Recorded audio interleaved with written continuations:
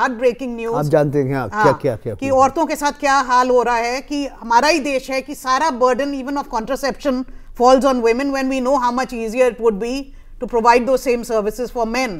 So gender inequality then cuts across each of these three groups on the basis of caste, on the basis of religion, and amongst the tribal population, and I would say across all classes in India. It's women, if you take any indicator, economic indicators, whether it's say property rights, a very basic one. अगर हमारी औरतें अगर किसान हैं तो अगर आपके पास land आपके नाम से नहीं होएगा तो सरकार जितने भी इनपुट्स प्रोवाइड कर रही है, whether it's extension, research, other inputs, finance, technology, आप कुछ भी एक्सेस नहीं कर पाते क्योंकि आपको मानता ही नहीं कोई कि आप the women are the farmers of this country. So on property rights, other countries have done that, where it's very easy. The state could just add the name of the woman, the wife of a farmer, onto the property rights title. All right. Vietnam has done that overnight. हमारे में ऐसा है कि अपनी बीवी का भी नाम आप डालोगे तो it's as if it's a fresh sale and you have to actually pay a registration fee and the whole fee as if you're paying to somebody else. I mean, it's a stroke of the pen reform that would empower half the population of this country. Rohini जी, आप जरा निशा जी अभी जो बात किया इसके ऊपर और विस्तार में और कहिए, क्योंकि ये रिपोर्ट में लिखा हुआ है gender, caste, race, religion, ethnicity and a range of other identities that are ascribed to people from birth also play a significant role in creating the division between the haves and the have-nots. और भारतवर्ष का जो समाज आप देख रहे हैं, जो अर्थव्यवस्था में देख रहे हैं, अभी जैसे निशा जी कहा, those who are already backward, they seem to be slipping further and further down that social and economic ladder. I mean, the social ladder and the economic ladder is almost kind of become overlap. They overlap each other. Yeah, I think it's much more complicated than that. The relationship between social identity on the one hand and economic inequality is very complicated. If you look at the United States, for example, which had a long history of slavery, and there were big differences between black and white populations. And then over time, these wage gaps and income gaps narrowed, but there was still a lot of discrimination. You find very little intermarriage between the groups. And again, I think that's some of what's happened in India when you look across caste and religion. We'll really achieve something when people are mixing, when they're marrying, when they're really not thinking about the identity of the other person when they're talking to them. And I think we've made some progress in narrowing gaps in terms of education. But we have a long way to go, surely. We have a long way, but I think our problems are really in reducing stigma. And I think that when we've moved along this income ladder, we haven't really been able to bridge the gaps of stigma, and that's what we want to ask ourselves. So I think these are different axes. They're not two words for the same thing. And we really, again, when you think about women, you know, they're very wealthy women who feel extremely unsafe. They feel that they don't have the same opportunities. They feel overworked in their homes. So I think these are different axes, and we have to talk about them together, but at the same time distinguishing between them. They are different concepts. अभी recently एक अखबार में खबर थी कि only 5% of marriages in India are either intercaste or interreligion. जो आप कह रहे हो कि mixing नहीं है बिल्कुल. You know, I'm again, let me read out a paragraph from this report, and I want both of you to comment on this. You know, it says, many feel that some economic inequality is acceptable so long as those who study and work hard are able to succeed and become richer. And this idea is deeply entrenched in popular narratives and reinforced in dozens of Hollywood films of these rags to riches stories that continue to feed the myth of the American dream. और आप जब Hollywood के बात कर रहे हैं, आप बॉलीवुड की बात कीजिए, ये भी हम कहानी देखते हैं, बहुत सारे हम चलचित्र में हम ऐसे कहानी देख रहे हैं. However, as you say, the reality is that the children of the rich will largely replace their parents in the economic hierarchy, as will the children of those living in poverty, regardless of their potential or how hard they work. Yet, these stereotypes persist. The stereotype that you are poor because you are lazy. इस विषय के ऊपर आपको ये कि आप गरीब हैं, क्यों आप आलस है, आप काम करने के लिए तैयार नहीं है. और ये मानसिकता है, ये जो लोगों के अंदर जो चिंताधारा है, ये बहुत लोगों के अंदर है. You know, when our constitution was written, if you read that, it's one of the most aspirational documents in the world, which says that every person has the same rights. जी हाँ. and that we must create a land of equal opportunity where every person also has the potential to realize those same बिल्कुल rights. जी, हमारे संविधान में ये सब लिखा हुआ है. ये सब लिखा हुआ है और आज आप reality देखो, people are stuck in boxes and they're stuck below lines that we create, these poverty lines, and they're not able to move out. And this myth that somehow कि अगर आप hard work कर लोगे और अपने बल पे ही आगे बढ़ जाओगे, अमेरिका में भी ये बहुत, this myth has played this role of saying that you know the government should have a very small role. हमारे भी अब कहने लगे हैं minimum government. मतलब क्या है इसका? reality कुछ और है. 1/3 even in America of those who are rich is through inheritance. It's not through hard work. प्रधानमंत्री मोदी जी कह रहे हैं minimum government, maximum governance. और मिनिमम गवर्नमेंट मतलब गवर्नमेंट का जो रोल होना चाहिए उतना ही सरकार होना चाहिए, हम भी यही कहेंगे. पर ये जो रोल बार-बार रोहिणी कह रही है, ये हेल्थ और एजुकेशन, इस विषय के ऊपर हम और आगे बढ़ेंगे. But Rohini ji, the research in this report shows that there's a strong correlation between extreme inequality and low social mobility. So if you're born poor in a highly unequal country, you're most probably going to die poor, and so will be your children and your grandchildren. So this myth of the rags to riches story, fed by popular films and books, how far do they sort of reinforce certain stereotypes that the poor are poor because they're lazy?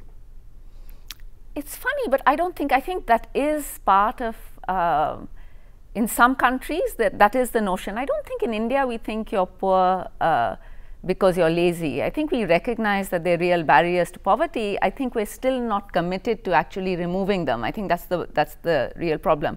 I mean, a lot of us know you're poor because you're born into a particular caste or a religion, or, you know, I think we recognize social barriers. We just don't do enough to remove them. So there's a big gap between rhetoric and really policy that's directed at removing these barriers. I think that's a problem. And fundamentally, I think the biggest problem today is really that every person needs to have a vision of where they want to be. But what's missing, and they do have that, but I think what's missing is having a vision of where we want our society to be. And I think if we each have a little bit more of that, then there's a lot that can happen. I'm quite optimistic. All right. I'm going to quiz you about why you're optimistic, because many people would argue that there is reason to be quite pessimistic, even if you would like to be realistic. So we take a third break. It's a final break in our discussion. And in the fourth segment, there are 2 or 3 points which I'd like both of you to talk about. This whole issue of capture of power in politics by elites, which have fueled inequality. That's one part. I also want to talk about what can be done to end extreme inequality. The report talks about the low road and the high road. So I'd like you to talk about a little bit about these issues when we come back after the break. We are looking at inequality, and we'll be back with you in a short while from now. Stay with us.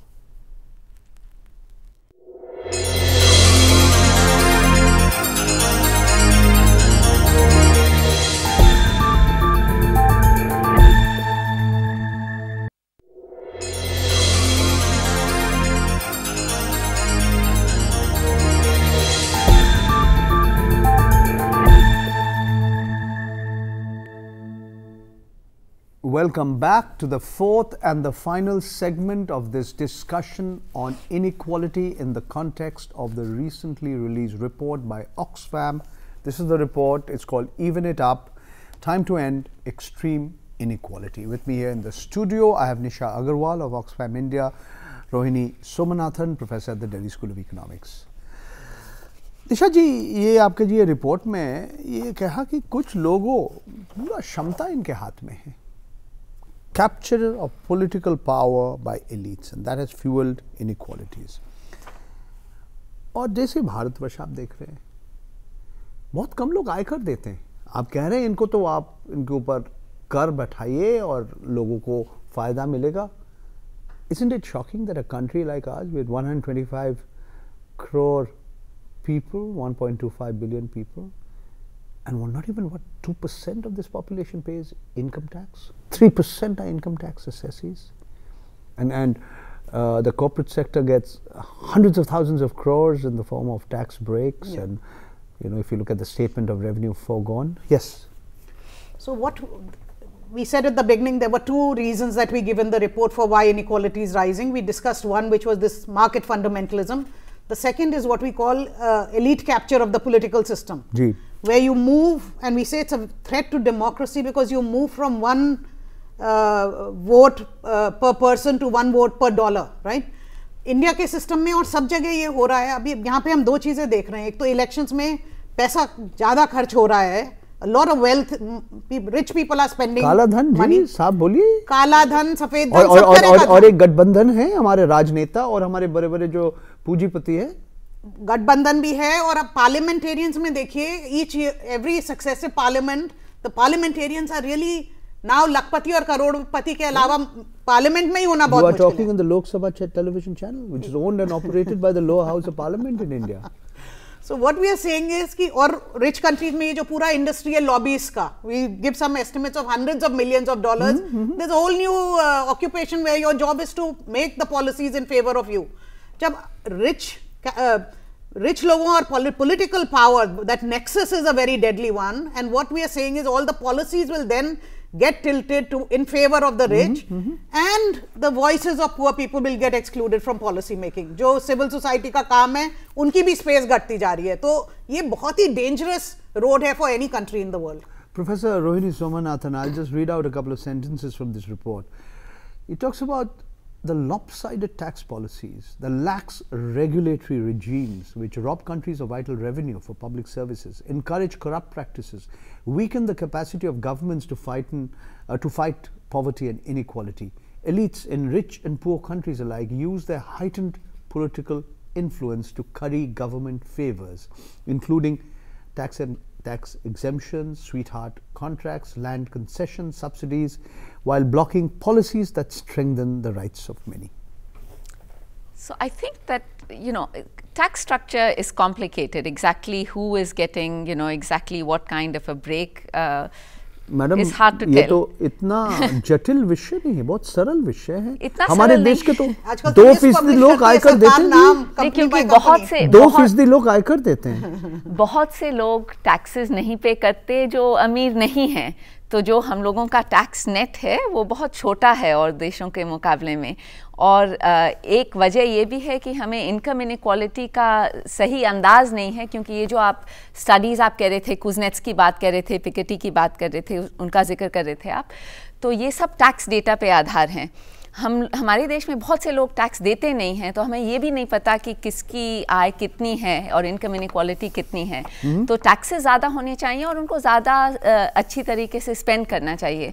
पर you know, at the end of the day, I think I'm optimistic because I believe that governments are elected by people, and I think that people thinking about the kind of future they want will get them to elect better governments. आप रोहिणी जी की तरह आशावादी हैं? हम भी आशावादी हैं. आप आशावादी हैं, बहुत Oxfam is always very optimistic. तो आप बोलिए रास्ता क्या है, आगे बढ़ने का रास्ता क्या है? आगे बढ़ने और अमीर और गरीब के बीच जो दुराई है, ये अगर इतना बढ़ गया, ये अगर कम करना है. देखिए आप और देशों की बात कीजिए, लैटिन अमेरिका में, ब्राज़ील के कहिए, अर्जेंटीना में कहिए, ऐसा नहीं है कि देशों में that people haven't been able to reduce extreme inequalities, including what economists call the Gini coefficient. What's the way forward? Yes, sir. So this is why we are optimistic, because while there is a trend, we know that there are policies that can reverse that trend. आप Latin America की बात कर रहे हैं, it was the most unequal region in the world. Many countries in Latin America have adopted exactly these policies: investments in health, investments in education, safety nets, more inclusive growth patterns, and they have reversed that trend. And so we think it can be done. यहाँ पे भी हम यही कह रहे हैं. अब जो टैक्स है, ठीक है, बहुत कम थी लोगों पे टैक्स है, पर 2 टैक्स होने चाहिए इंडिया में जो अभी नहीं है. Inheritance tax. You know, if we had a tax, let's say, of 1/3, within 3 generations, the wealth that is created goes back to society and new wealth can be generated. So it's not that anything is wrong with wealth being generated if you're doing productive things, but inherited wealth is not very productive. So opportunity सबके लिए होनी चाहिए to grab that wealth. Secondly, the wealth tax in this country is hardly existent. And then you see the rate at which we are creating wealth. Why don't we tax that? और लोग कहेंगे कि हमारे जो प्रशासन नहीं है, हमारे सिस्टम्स नहीं है, हमारे पास था, we had inheritance tax, we had. wealth tax, but the government got negligible revenues. And very often the government claimed that we were spending more on the administration than in tax collections. हम कहते हैं, पर अब हम जब कह रहे हैं गरीबों की हम सारी स्कीम्स आधार कार्ड से लिंक करते हैं, हम सारी रियल एस्टेट डील्स आधार कार्ड से लिंक कर दें, सारी आधी ब्लैक मनी तो वहीं खत्म हो जाएगी. It's not that hard to do. We are focusing on really trying to strengthen our systems, but we must strengthen systems at the bottom where we also don't want leakages, and at the top. And once we have an ID card that allows us all kinds of things, you know, to Rohini जी, आप क्या सलाह देंगे हमारे and all of this. ये Lok Sabha television में हमारे सांसदों को, हमारे बड़े बड़े राजनेता है, मंत्री है, आप क्या सलाह देने चाहते हैं? अर्थव्यवस्था में क्या क्या नीति होना चाहिए जो अभी है नहीं हमारे पास, हमारे देश में नहीं है? What are these policies, or what are the programs that you would recommend that the government implement seriously? I mean, it's very, very simple. There are many, many ways to get there, but what we really want is that constitutional rights, basic rights, a right to shelter, a right to food, a right to education, that these should actually be there. संवैधानिक अधिकारियत मिलने से ही क्या सारी समस्या का समाधान हो जाएगा क्या? बहुत हद तक हो जाएगा. बहुत से देशों में. You have a right to education today. But you have a right to food today. You have a Mahatma Gandhi National Rural Employment Guarantee Program, which is akin to a right to work. Yes. Yeah, I think those have been advances, and as far as the right to education is concerned, it is a right on paper, but it's not a right until there's someone who's showing up who teaches you how to read or write, and you can actually read or write at the end of the day. तो आपका कहना है ये जो कार्यक्रम है ठीक तरह से लागू नहीं हो रहे? सिर्फ एक संविधान में एक अधिकार, एक संवैधानिक अधिकार is not enough, right? It's not enough, and we're spending a lot on it, and so it's not so much policy but implementation of policies and programs, is it? It's wanting to see the world look a little bit different, wanting to see your country look a little bit different, and then there are many types of policies that can get you there, in terms of their details. But those policies have to ensure that people have a basically decent standard of living. राजनीतिक इच्छा शक्ति नहीं है? Is there a lack of political will? There is political will, but among very few people, and I think there is a general lack of political will to actually get there, and I think if that was there, we would get very far. Okay. I'll let you have the last word on the program, Nisha ji. If I asked you to flag some of the key messages that you want to leave behind, those who've heard you and watched you, for our lawmakers, for our policy makers, for our decision makers, what would be those key messages? What needs to be done to at least reduce the kind of extreme inequality that you see in this country?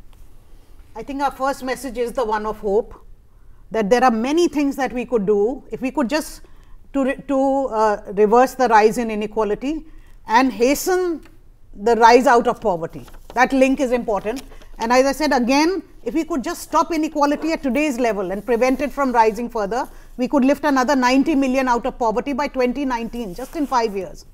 And if we were to actually reverse it even slightly, then you could actually eradicate poverty fast. We are doing it right now. We were doing it at the rate of 1% of the population each year. We then have now raised it to somewhat like 2% of the population. Other countries have raised 4% at a time per year. I would like to see this hardcore poverty, this 30%, leave us to grow and have these minimum basic rights that Rohini is in 7 to 10 years and not another 30 years. It's an old cliche about India. We have 1 out of 3 computer software engineers on the planet, but 1 out of 3 persons on this planet who's poor, who's hungry, who's illiterate is also from this country. Yes. Thank you very much, Nisha ji, for coming here to the studio of Lok Sabha Television, giving us your views. Professor Somanathan, thank you very much for coming here. And we'll know whether we can really be optimistic that government policies and our decision makers, our policy makers are concerned about reducing the kind of extreme inequality that we see in this country. And time alone will tell whether in other countries of the world too there is the kind of concern that we see in this publication by Oxfam on the importance of curbing extreme inequalities. Thank you very much for being with us on this program.